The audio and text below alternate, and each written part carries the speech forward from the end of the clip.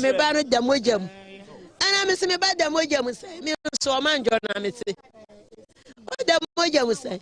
Ampara ya fa aka e bedru 100 say. A praise for na ya wadamu. So na kana me da.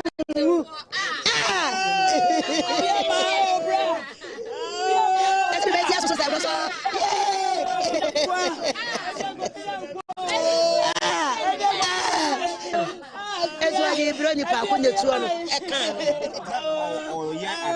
o tan die onyu bia ni asem o tan ni ne ma ye drink no bi to bi to e be yi ma no o di ko ne tuo ne kan ni ti e to fam ti ese na me ni nyira abo pese ni bo edem a so free dem na e ko abonti. Sir, please, how did you hear of this incident? Your wife who was shot on the phone. What information have you been able to find out so far from the police? About her whereabouts? About where she is and what's happening. I've been told that she's taken to a police morgue. The bullion van with car number GT8592 was carrying 4 people, a policeman and the driver when it was attacked by the armed robbers in broad daylight. An eyewitness accounts to us how the woman and the police officer was shot. Police no not bullion van front. No start shooting in the face. You told free tax in the boot and shoot police in the face. Tell any back on the as a wako conscious to say as a wako collapse or share be that or who's an incident be that. While the shooting happened. I say your bug laughed. About 6 people and I was in the car way by and almost say for drums I book and park it. And the 4 people, if he didn't if you car in 2, men a guy back on a and so all of a sudden, now I say Tezzy Sudi can in bank and Tezzy agent. Yeah, bank and to do as bank. I don't know, say yes or told you, and I saw the end they mean to me in taxi, no, a dear bank and the second car. Original, and I say, will be no news and they won't to me when AC. And all of a sudden, you say a 2 now started say, a basa. And the person to never call the person or something. From flats. Make that send from the die, Nancy is again. I thank you.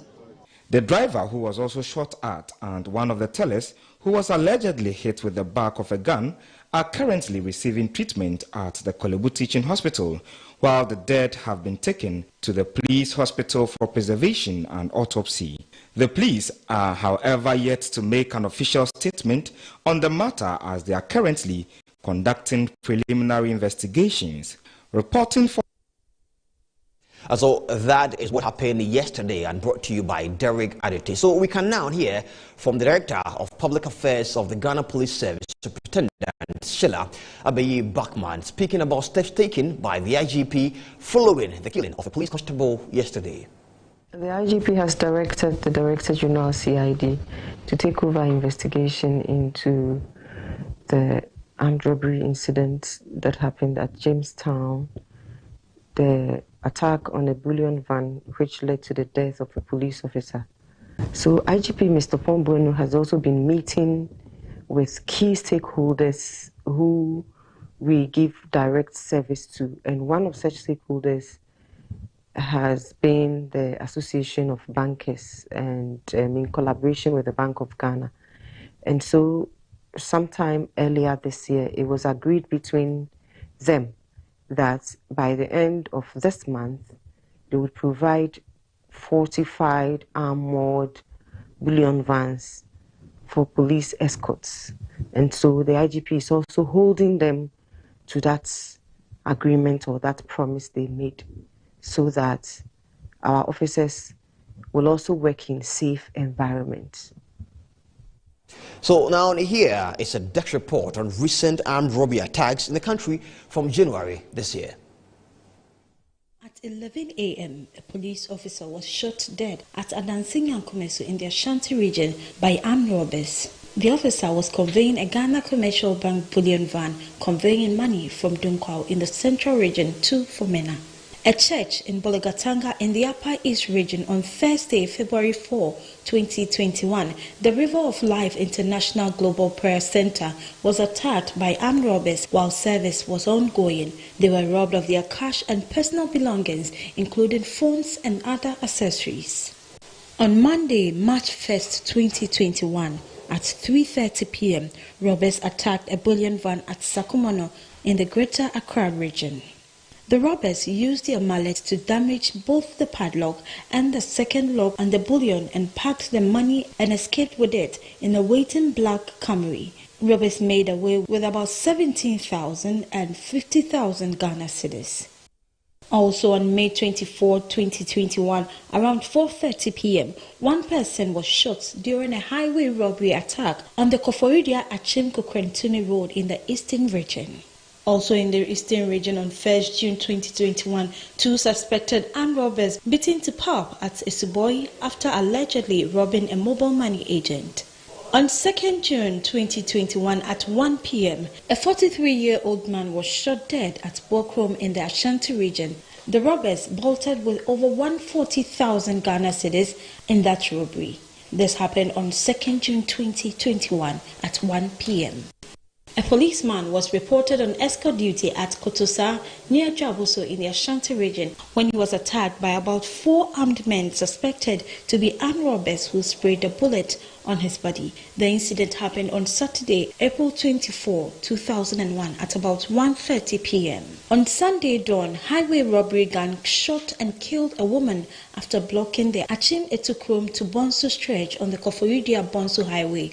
This happened on 6th June 2021. Unknown assailants have shot dead the wife of the aide to the Chief Executive Officer of the Ghana National Petroleum Corporation. Nana Prempe's wife was gunned down in the evening of Saturday, June 12, 2021. As we're still on issues of security here in Ghana, I have now been joined by security analyst Adam Bona and a police officer who will want to stay anonymous as a result of what is happening, also facing security personnel in the country. Good afternoon, welcome to you both. So let me start with you, Adam Bona. What is your assessment of what has happened, leaving 2 persons dead, including police personnel? Well, good afternoon. Well, what has happened probably was always going to happen. And maybe we haven't been paying attention to, the crime statistics, in and around the country. And maybe this, we are seeing this to be a bit different because of the way it happened and where it took place.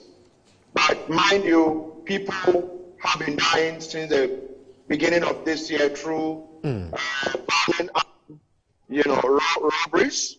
And just yesterday, apart from this that happened in Accra, there were other deaths relating to armed robbery or, killing of persons. And so mine is that once we don't fix the current challenging security, call it persons, those who are supposed to be protecting us, if we don't fix the structural challenges we have at the moment within the security sector, the situation is going to get worse. Let's not delude ourselves and say that the wishy-washy way of dealing with these matters when they come up, we are going to do same thing, and maybe a week after today, 2 weeks after today, everything goes. No, it's not going to go. These guys have come to stay, and until we find them and arrest all of them, it is not going to go away. Police personnel are all at risk. I'm actually sitting very close to the airport, and at a point where I intentionally came to park here, and I've seen not less than 5 billion, pickups, converted into, something of cash in transit vehicles. And the police officers are coming in without body armors. They are coming in without helmets. They are coming in with nothing, just an AK-47. All right. And I'm just wondering, these guys are easy targets. We are struggling to hear you clear in the studio, so I'll come back to you. So try and fix your sound. I'll come back to you. But I'm still joined on the line by a police officer who wants to stay anonymous because of his type of work. We want to find out from you, what are some of the problems facing the police service in Ghana? Hello? I can hear you, sir. Okay.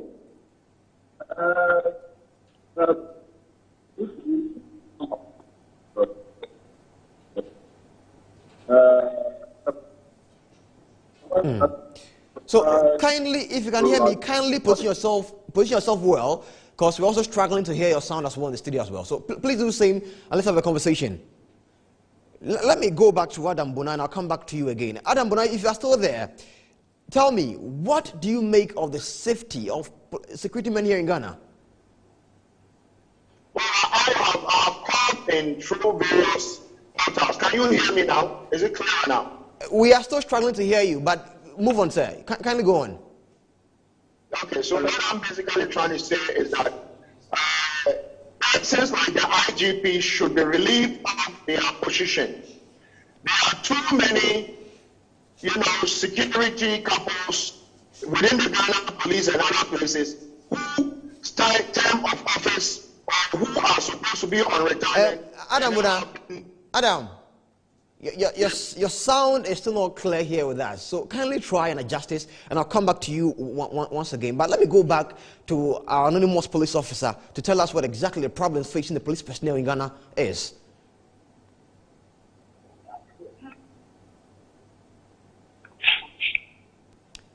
Hello.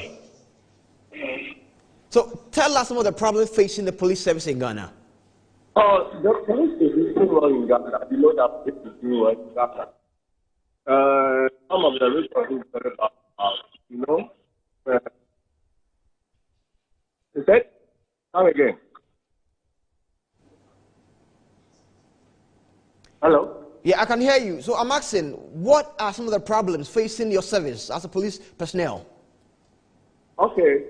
You know the fund you are going to take a chance. You know that to a good van. You know it.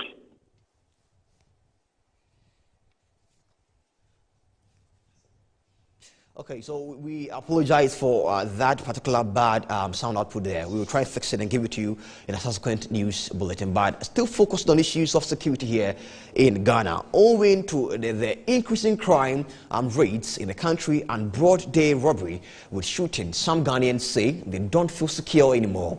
So while some recommended that stringent measure be adopted to curtail the act, others say there is the need for government to relook how it appoints top security officers in the country. I don't know what is really going on with police service and our country as at the moment. I don't know, because, how can an armed robber or armed robbers attack a boulevard in the middle of the day, daylight, and kill a police officer? When I saw the news, I was very scared. I was like, hey, are we safe in this country? Like, how? Our peacemakers, which are the police, these are the police who are protecting us, rather are being captured by robbery. So with this, we are not safe. If the police have been attacking, then with the individuals, we are not safe. Our security section must be more stronger.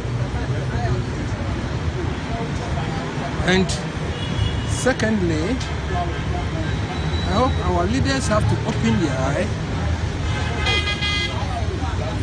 for us to become safe. So it's so sad. Yeah, it's so sad. Ghana, the way Arabic is coming is too much. Like if government can do something about it. Now, the former executive director of the Dankwa Institute, Richard Ahiagba, has urged security installations to identify lapses in Ghana's security system and strengthen them. According to him, a collaborative effort between the security agencies and citizenry could go a long way to solving the many challenges facing the security system in the country. He spoke on Metro TV's Good Morning Ghana. The issue of security actually is almost a going concern. So you can never arrive at a place where you said security in your country is absolute, and therefore you have solved all security problems. Security in its essence is collective, and so that we must look at each other as complementing the security agencies to try to provide the level of security we all want or deserve as citizens.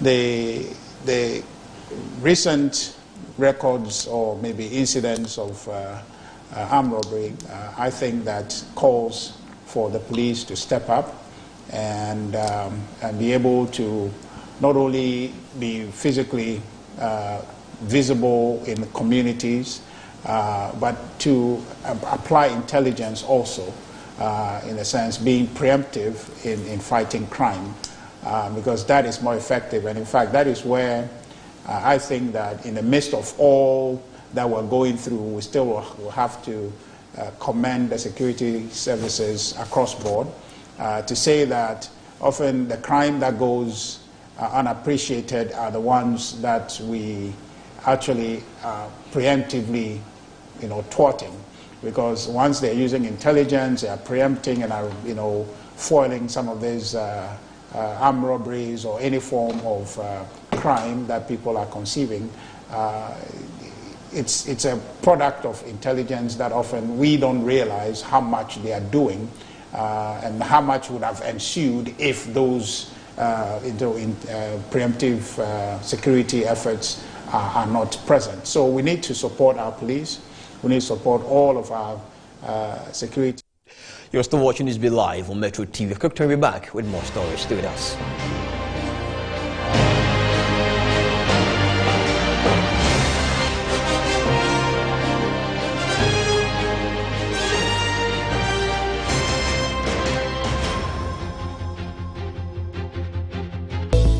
Need a little help? Nobody does it better.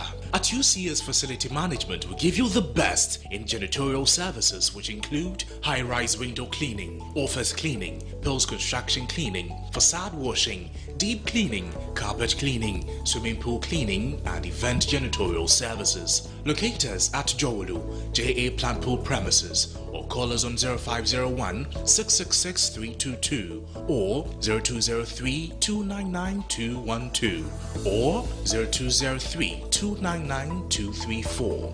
UCS, your property is under our care.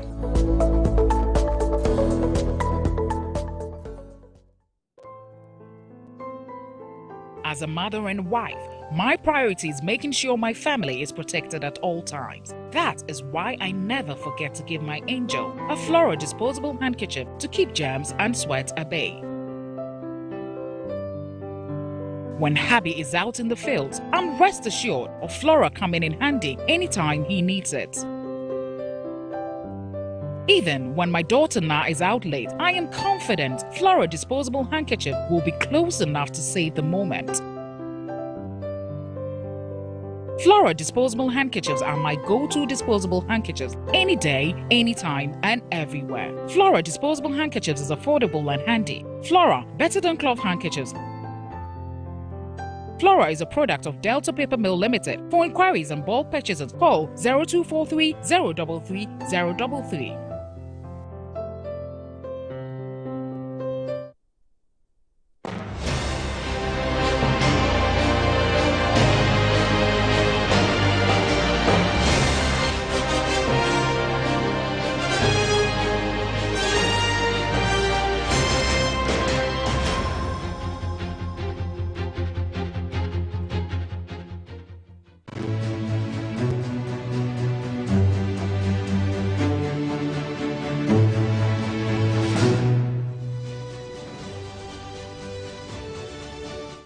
Welcome back. And now, children of the western regional town of Bonsa say the continuing pollution of the Pra River pushed them at risk. The children have been for years swimming in that river, which passes through their town, but now its color has been muddy by galamseyers who use dangerous chemicals in their work.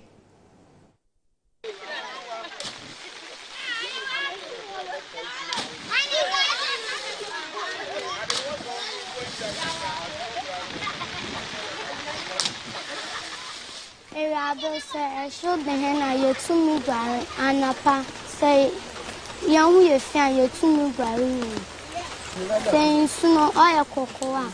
On my yare. On my chimney don't so cocoa. Galamsey from now I say when that's a cocoa no I be saying and smile. It's not first man in the according white. In the past, the water was so clear that we could even see ourselves when we dive under it. My dream is that we can swim and do so well that we can even compete at the international level in swimming. But the state of the river makes us sick. Sometimes I feel pains in my penis. And so stay tuned for a comprehensive report from Bonsa by Metro News' Henry Kwesibedu, who has been touring Galamsey communities in part of the country. This is part of Metro News' Galamsey campaign dubbed Galamsey Impact. And I am here to my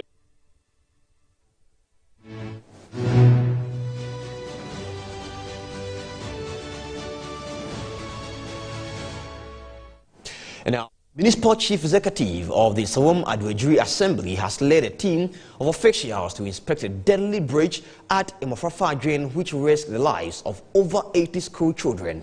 The visit, which is an initial step to fix the bridge, follows Metro TV's expose on the plight of Imofrafa Drain community. Gabriel Ni Obodai Togbashon is with officials at the Sawam and brings us details. Dodu, he would mention his name to you later, but we are here as a follow-up to our earlier story about a dilapidated bridge. Better still, the deadly bridge which is risking the lives of over 80 pupils, and we are here to see the way forward. They've inspected the situation and would now tell us what they found and the way forward. Engineer, welcome. Thank you very much. Metro News. So what have you found? What's the way forward? For our inspection, you realize that we have to group it in phases. The first phase is to provide them with a temporary structure, more or less a walkway with guide rails and handrails to protect the children and the other users.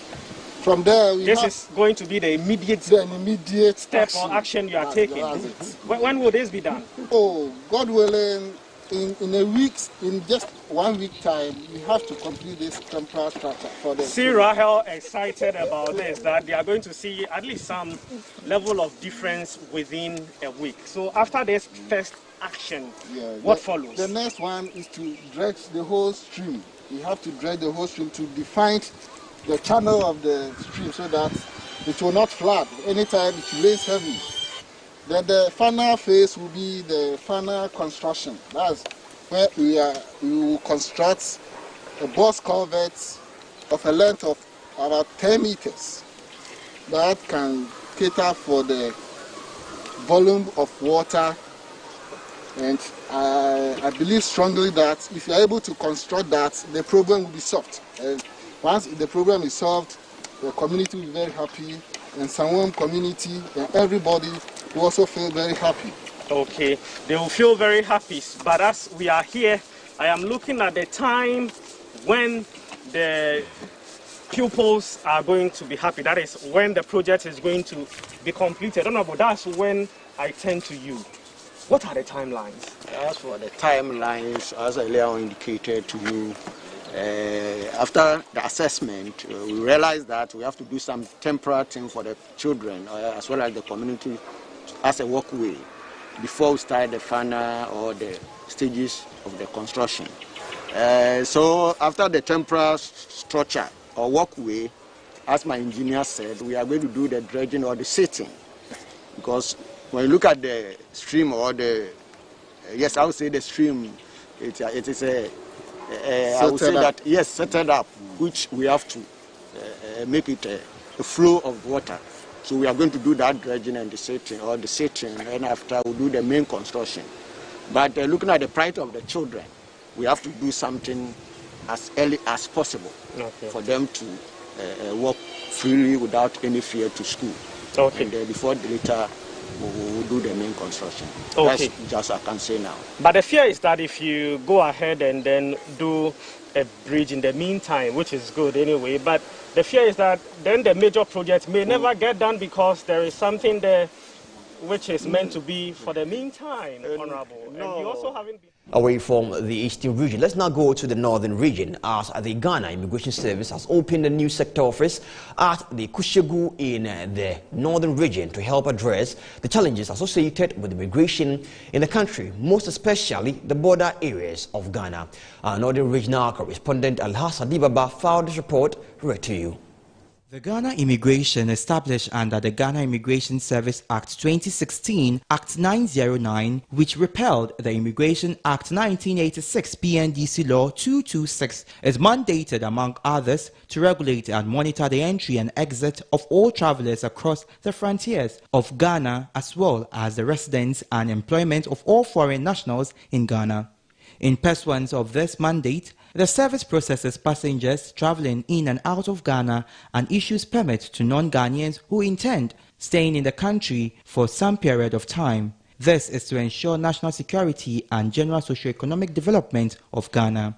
It's public knowledge that the northern region is one of the regions in the country with so many unapproved routes which are being used by foreigners or even by some citizens for unlawful purposes in the country, which can threaten the security of Ghana. On the back of these, GIS has commissioned a new sector office at Kushegu in the northern region to ensure that the acts of illegal immigration and other related are nipped the bud in the northern region and beyond. ACI Francis Tachi, the second in command of the Ghana Immigration Service in the northern region during the commissioning, called on all stakeholders in the municipality to cooperate with the Ghana Immigration Service to ensure the security of the municipality and the nation as a whole are maintained. I strongly believe that all the stakeholders within the Kushegu municipality and its environment shall accord the necessary cooperation and collaboration by all standards.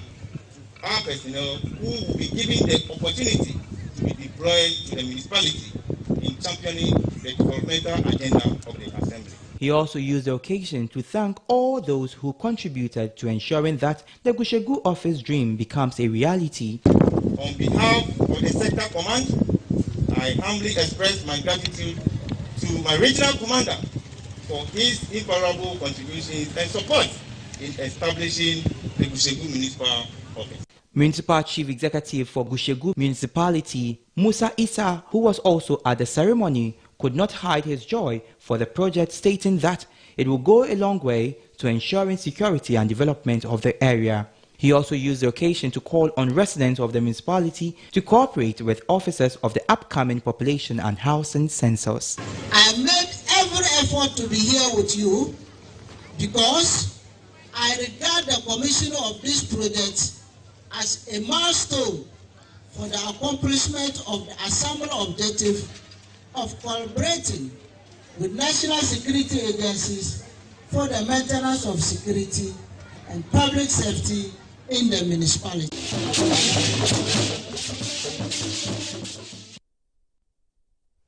And now, Director of Elections for the National Democratic Congress, NDC, Elvis Efri Ankara, is calling on party faithfuls to be patient and avoid premature campaigns on behalf of party executives. According to him, tagging of some party members as incoming executives and MPs is an act of indiscipline. He was speaking to Metro News' Shadrach Odame Ejari. We haven't had branch elections, constituency elections, and then national executive elections. It's a process. We just had an election 6 months ago, barely 6 months ago. And so it is important that we focus on rebuilding, reorganizing the party. And that's what we're doing now. There's a process. And therefore, I tell my well-meaning friends that they should be patient. There is no way that anybody will want to contest a position that can be done in secret. Evidently, when the time comes, you will come and pick nomination forms and you will contest if you so desire, and everybody will know. But I think it's a bit premature at this time that we haven't even done branch elections and people are talking about national elections. What is even more frightening is that we've seen some flyers, some people talking about incoming members of parliament. Now that is complete indiscipline. Our members of parliament are out there in parliament working hard, sweating to work for the position of the NDC in parliament. And less than 6 months after they've been sworn into office, people are in their constituencies talking about incoming MPs. That is wrong. And I, as Director of Elections, will not endorse that kind of behavior.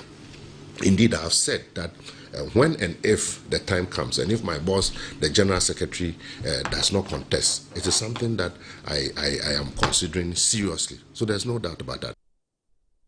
This is NEWSBEAT Live on Metro TV. Up next is business, and Winston Taki is on standby with the latest. Thank you, Bright. This is the business segment on NEWSBEAT with me, Winston Taki. We'll be right back with more issues and update from the digitization industry and also some telecommunication stories.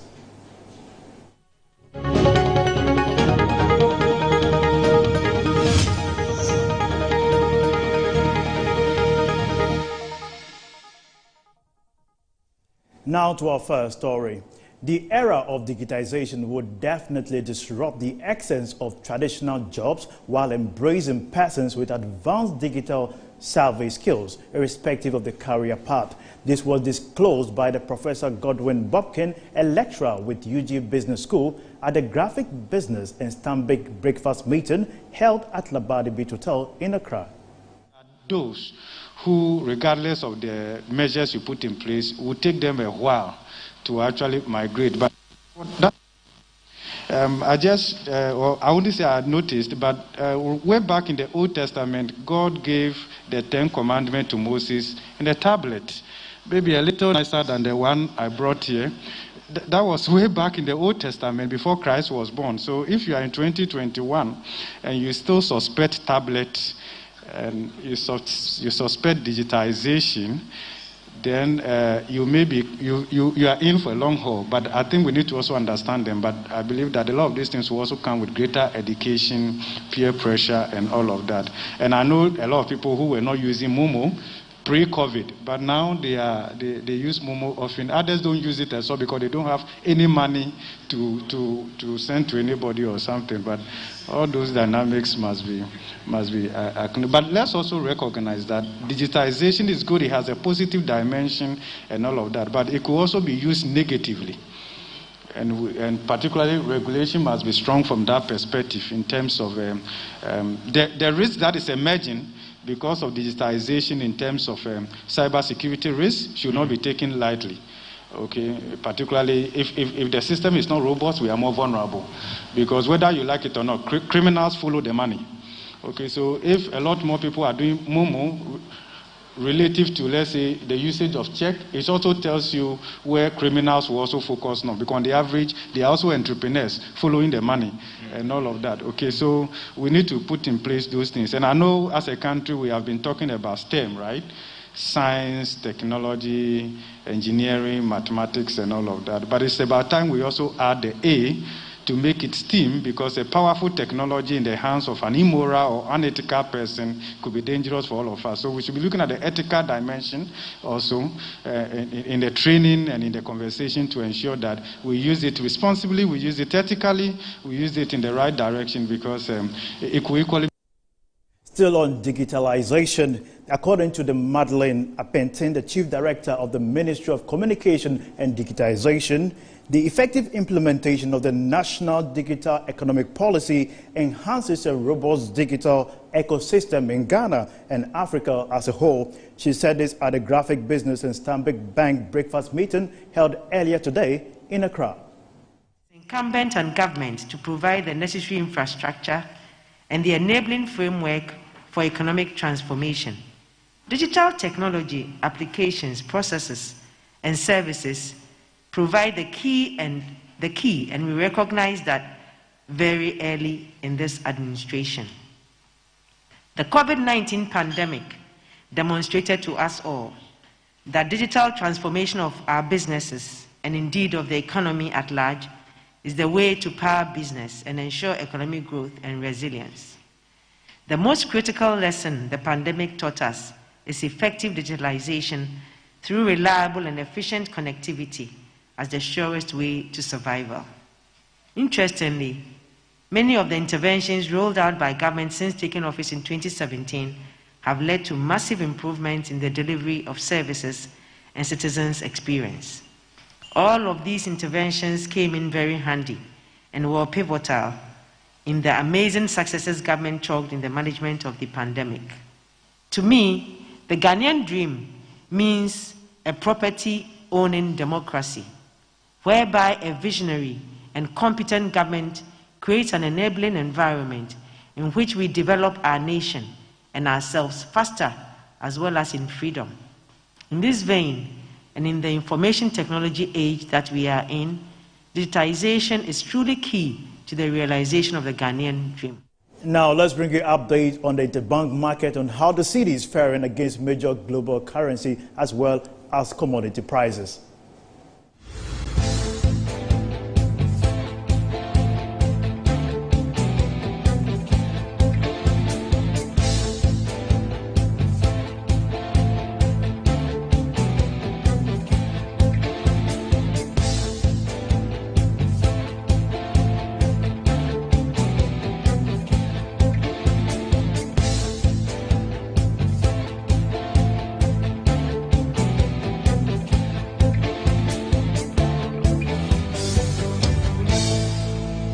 That'll be it for business here on NEWSBEAT. My name is Winston. Back to Bright for the rest of the stories.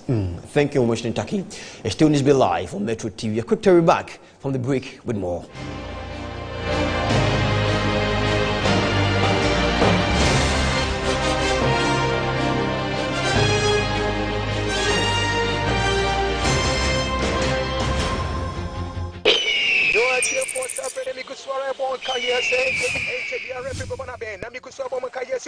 Masa, tam ko ba wi am kan ko fi aya mi dun mo boje bol na jam way ha be biya yu ki am be bi way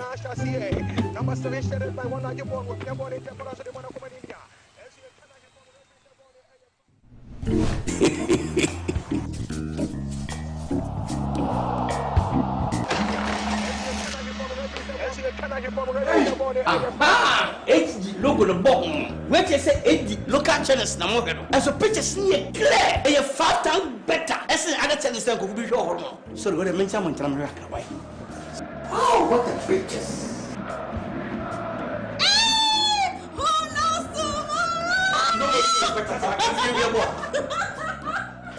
What the picture? What do AD plus decoder or multi TV and now electroland agent PR natural local channels now HD the here so better star 879 hash numbers from the box and now the advert AD channels now. Get an HD Plus decoder from now till the 9th of August for just $89.99 Ghana cedis and enjoy 3 months free subscription. Enjoy all the excitement and live sports action in the HD Plus Air Bosso Feely promo. Promo lasts from 7th June to 9th August 2021. Visit hd-plus.com.gh or call 024-243-9872 for more info.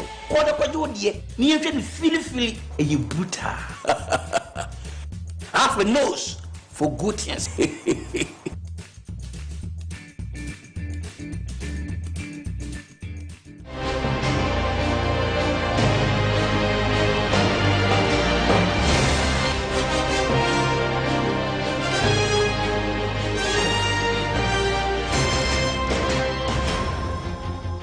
Welcome back. And Nanaya Opoku is here with the latest in the world of sports.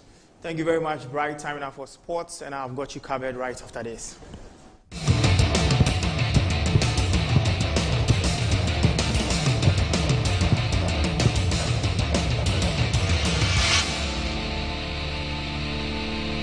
Welcome back. In our very first story, head coach of the senior national team, the Black Stars of Ghana, Siki Akono, believes the future is bright for the 4-time African champions following the team's tactical discipline and performance shown in their friendly games against Morocco and Ivory Coast. I want them to believe that we are developing something, and very, very soon that thing will yield into a good result. The team has a future, the team is bright, the team has understanding of what it means to play without the ball and also to attack. There's been a little bit of a few details that we need to get it right, and I believe once we get it, we'll be doing well, very, very well. Of course, we'll be watching our players closely, having, as usual, Zoom meetings, and to inform them about what they've done, even where they are, because we've watched them. Of course, now Patrick is also here, who will lead that course because he's in Europe and he will be visiting them every now and then. He's developed a very good relationship with the technical team and of course with the players. And so it all looks positive. There's been a lot of positivities, going on with us. We want to then, try as much as we can to improve how we can attack quickly, and how it demands that we look at which perspectives we can use to achieve that. So, but within this same amount of players that we have on board, and for that fact, this exercise has been very, very positive for us. All right, so Siki Akono is the head coach for the senior soccer team, the Black Stars of Ghana. Now, away from the camp of the Black Stars, let's turn our attention to the ongoing European Championships as we build up to the much-anticipated game between France and Germany in Munich tonight. Ahead of the fixture, Germany defender Antonio Rudiger insists they do not fear anyone in the tournament and have no problem with the opening opponents, France being seen as the favourites. Do not dispute that on paper, if you look at the names on the team sheet, then France seem to be the stronger team. But that really is on paper. And let them be favourites. I have no problem with that. We have to dictate our own game. We have to dominate play. And we actually can do that. Because we have sufficient quality, we are ready. Antonio Rudiger is the UEFA Champions League winner for Chelsea, but he will be playing for France tonight. Now, in tennis, Roger Federer made a winning return to the grass courts with a hard-fought 7-6, 7-5 victory over qualifier Aya Avaska at Hill on Monday. Now, highlights from the Hill Open Tennis Championship is what we have for you right about now.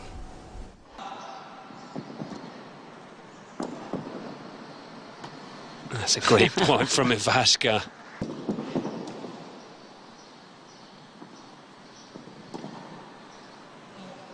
Oh, he's made it! He couldn't resist.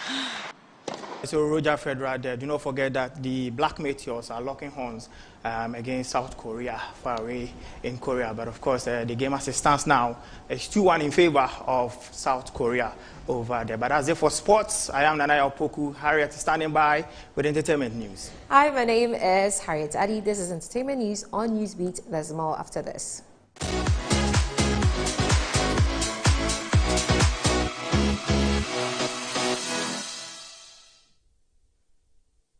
The Deputy Minister Designate for Tourism, Arts and Culture, Marco Kreku Mante, will appear before Parliament's Appointment Committee today, 15 June 2021.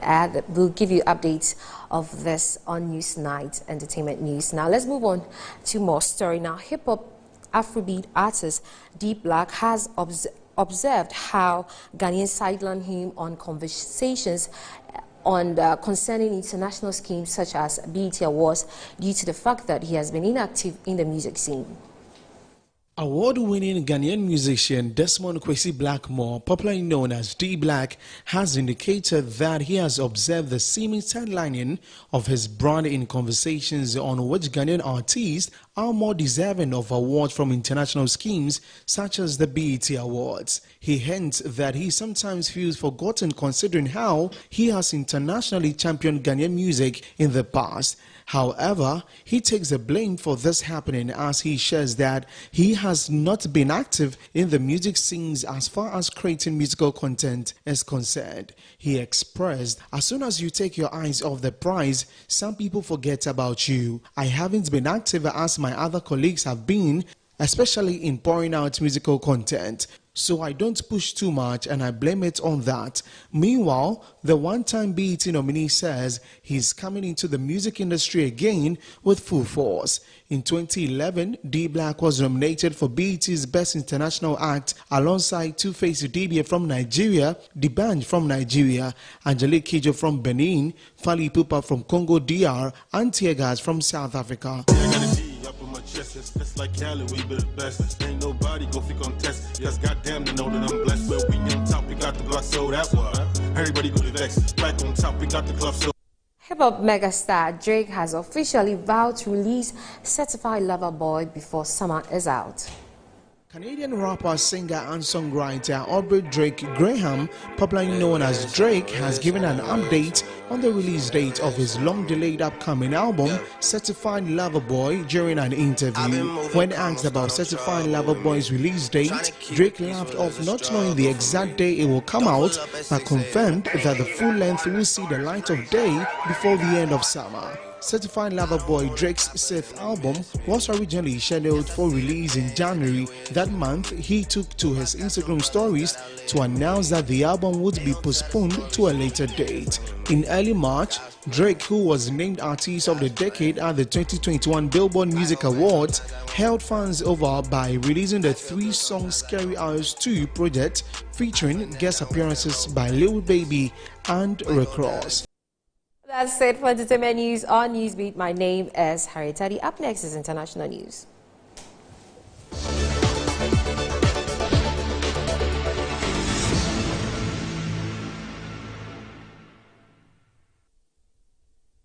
Welcome back. And now on another international front, at least 15 army recruits have been killed in suicide bomb attack at a military training camp in Somalia's capital, Mogadishu.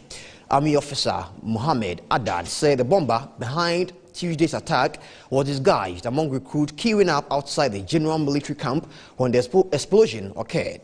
The injured people were taken to Mogadishu's Medina hospital. There was no immediate claim of responsibility for the attack, the deadliest in the capital for 18 months.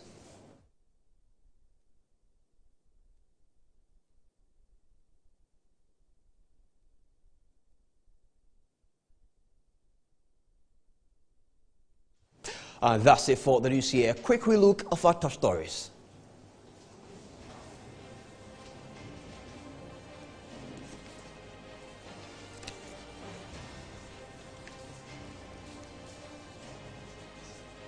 Inspector General of Police warns police officers for escort duties will be withdrawn if bankers do not provide armored vehicles for carting money by close of June 2021 following the killing of a police constable yesterday.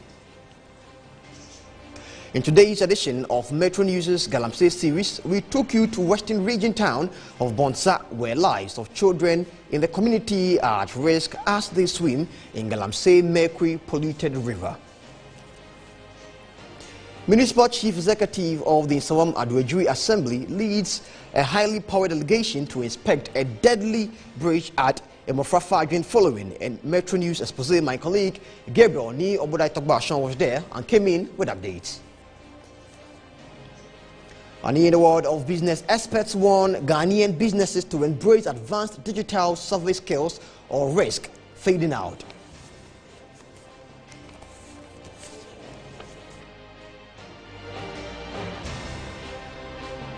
And on the international front, at least 15 army recruits have been killed in a suicide bomb attack at a military training camp in Somalia's capital, Mogadishu. We also brought you the latest in the world of sports and showbiz.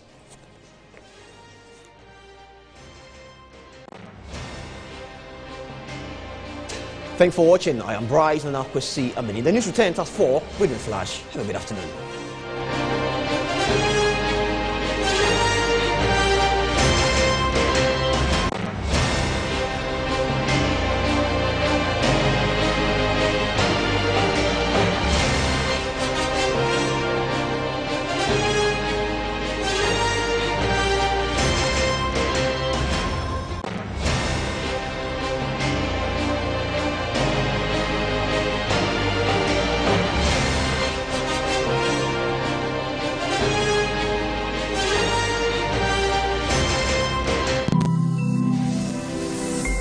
Metro TV, insightful and inspiring moments.